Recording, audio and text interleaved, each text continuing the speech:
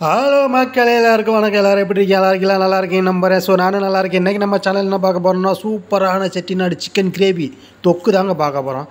செம்மையாக கரண்டியில் அள்ளி ஊற்றினாலும் உழுகாது. ஸோ அந்தளவுக்கு ரொம்ப கெட்டியாக சட்னி மாதிரி, அதுதான் தொக்கு. அதுக்கு பேர் தான் கிரேவி. ஸோ தண்ணியாக உழுகிறதுக்கு பேர் வந்து சிக்கன் குழம்பு. ஸோ நம்ம செஞ்சுருக்க பேர் சிக்கன் தொக்கு. அப்படியே வச்சு சாப்பிட்டு அப்படியே நல்லா அப்படியே சூப்பராக செம்மையாக டேஸ்ட்டாக அருமையாக இருக்கும். அதுதான் இப்போ நீங்கள் பார்த்துட்ருக்கீங்க. என்னென்ன போட்டு தாளிச்சிருக்கோம் அப்படியே வந்து பார்த்துட்டணுமா, நீங்கள் வந்து ஸ்டார்டிங்லேருந்து பார்த்துருப்பீங்க. என்னென்ன போட்டு தாளித்தோம்னா, ஏலக்காய், அப்புறம் வந்து கிராம்பு, மிளகு, சோம்பு, சீரகம், ஸோ எல்லாமே போட்டிருக்கோம். பட்டை எல்லாம் போட்டு வதக்கி, அதுக்கப்புறம் பச்சை மிளகாய், வெங்காயம், இஞ்சி பூண்டு பேஸ்ட்டு எல்லாம் போட்டு வதக்கி, இப்போ வந்து தக்காளி போட்டு வதக்குறோம். ஸோ எப்பவும் போல் பார்க்குறது தான் செட்டிநாடு சிக்கனில்.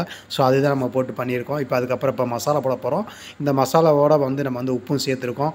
அதாவது வந்து உப்பு, மிளகு பொடி, கரம் மசாலா மிக்ஸ் கறி பவுட்ரு, அதுதான் வந்து கரம் மசாலான்றது. ஸோ அதுக்கப்புறம் வந்து சிக்கன் பவுட்ரு, இவ்வளோ தான். இது மசாலா வேறு ஒன்றும் கிடையாது. இதுவும் போட்டு நல்லா கிண்டி மிக்ஸ் பண்ணிட்டோம். அதுக்கப்புறம் நம்ம வந்து சட்னி அரைச்சி வச்சுருக்குறோம் தொக்கு கிரேவி பண்ணுறதுக்கு. இப்போ நம்ம அதை ஊற்றிடுவோம். என்னடா சட்னி சிகப்பாக இருக்குது அப்படின்னு பார்க்க வேண்டாம். ஸோ இதில் வந்து தக்காளி சேர்த்துருக்கோம், அதனால் சிகப்பாக இருக்குது. ஸோ தக்காளி, அதுக்கப்புறம் வந்து இஞ்சி பூண்டு, அதுக்கப்புறம் ஒரு வெங்காயம். ஸோ இவ்வளவு தான் நம்ம சேர்த்து அரைச்சி ஊற்றிட்டு இப்போ வந்து நம்ம வந்து நல்லா கிண்டி விட்டுக்குவோம். நல்லா சட்னி மாதிரி, அதுவும் மசாலாவோடு சேர்ந்து வெங்காயம் தக்காளி அப்படியே நல்லா வந்து கொஞ்சம் கொதிக்க விட்டு நல்லா கொதிச்சிடுச்சு. ஸோ இதுக்கப்புறம் நம்ம இப்போ வந்து சிக்கனை போட போகிறோம். சிக்கனை போட்டு எடுத்து போடும்போதே நான் வந்து ஒரு முக்கியமான விஷயம் உங்கள்கிட்ட பேசணும். ஸோ அதை பற்றி நம்ம பேசுகிறோம். எல்லா வீடியோலையும் சொல்கிற மாதிரி தான், எந்த சாப்பாடு நீங்கள் செஞ்சாலும் பண்ணாலும் பூண்டு நிறையா சேர்த்துக்குங்க சாப்பாட்டில். அது உடம்புக்கு நல்லது. அதுக்கப்புறம் நீங்கள் சாப்பிட்ட பிறகு அதுக்கப்புறம் எந்த ஃபுட் எடுத்து சாப்பிட்டாலும் நீங்கள் வந்து ஒரு அரை மணி நேரம் நடங்க. ஸோ அதுவும் வந்து உங்கள் உடம்புக்கு ரொம்ப ஆரோக்கியமானது, ரொம்ப முக்கியமானது. ரொம்ப உடம்பை பார்க்குறன்றது பெரிய விஷயம். ஸோ அதில் ஒரு வந்து நம்ம வந்து பூண்டு நிறையா சேர்த்துக்கணும் சாப்பாட்டில், உணவில். அதுக்கப்புறம் வந்து ஒரு அரை மணி நேரம் நடக்கணும். அதுவும் ஒரு அரை மணி நேரம் நடங்க டெய்லி, உடம்புக்கு நல்லது. அதுக்கப்புறம் வந்து நம்ம கஷ்டப்பட்ட காசை வந்து ரொம்ப சிக்கனமாக சேமித்து வைங்க, சேர்த்து வைங்க. குடும்பத்துக்காக செலவு பண்ணுங்கள், அப்பா அம்மாவுக்காண்டி செலவு பண்ணுங்கள். அதே மாதிரி நீங்களும் அந்த உழைச்சி சம்பாரித்த காசை வந்து அனுபவிக்க கற்றுக்குங்க, பழகிக்கிங்க. ஸோ சிக்கனமாகவும் இருக்கணும். தெரிஞ்சவங்க பழகினவங்கன்ட்டு கொடுத்துட்டு ஏமாந்துடாதீங்க. ஏன் அப்படின்னா, நம்ம தெரிஞ்சவங்கன்றதுக்காகத்தான் இவங்க நம்ம தெரிஞ்சவங்க அப்படின்ற நம்பிக்கை பேரில் கொடுத்துருவோம். அதுக்கப்புறம் நமக்கு திரும்ப வருமா கிடைக்குமா அப்படின்றது பெரிய இது. ஏன்னா தெரியாத ஆள்கிட்ட நம்ம போய் கொடுக்க போகிறதில்ல, தெரியாத ஆள்கிட்ட போய் நம்ம போய் பேச போகிறதில்ல, தெரியாத ஆள்கிட்ட போய் பழக போகிறதில்ல. ஸோ எல்லாமே தெரிஞ்ச ஆள்கிட்ட தான் பழகுவோம். அங்கேருந்து தான் உங்களுக்கு பெரிய ஏமாற்றம் கிடைக்கும்.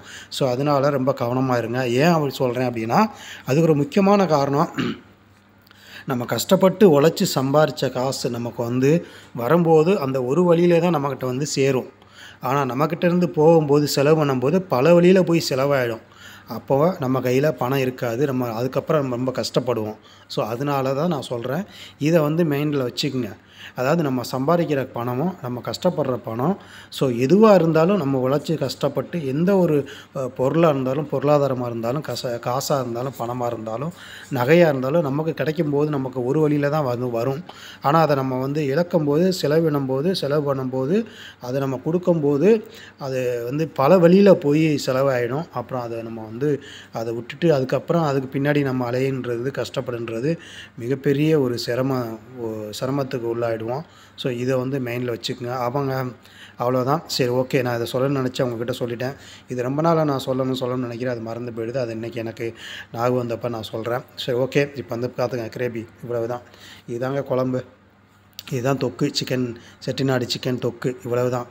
உங்களுக்கு தெரியும். இதுக்கு மேலே நம்ம தண்ணி ஊற்ற போகிறதில்ல. எப்படி தெரியும் அப்படின்னா பாருங்கள், நான் சமைக்கிற சட்டியோட லெவல் ஃபுல்லாகிடுச்சு. இதுக்கு மேலே தண்ணியை ஆட் பண்ணோம் அப்படின்னா அது வந்து கீழே ஊற்றிடும். ஸோ அதனால் அவ்வளோதான். நம்ம மூடி போட்டு கொதிக்க விட்டுட்டு, ஸோ இப்போ அதுக்கப்புறம் நம்ம எடுத்துருவோம். வாங்க, அவ்வளோதான், முடிஞ்சிச்சு. நம்ம வந்து இப்போ வந்து சாப்பிட்றதுக்கு தயாராகிடுச்சு. நம்ம எடுத்துருவோம். வாங்க, நம்ம எடுத்து பவுலில் மாற்றிக்குவோம். வாங்க, இப்போ வந்து நம்ம சாப்பிட்றதுக்கு எடுக்கிறோம். ஸோ எடுத்து மாற்றுறோம். நம்ம வந்து இறக்கிட்டோம்.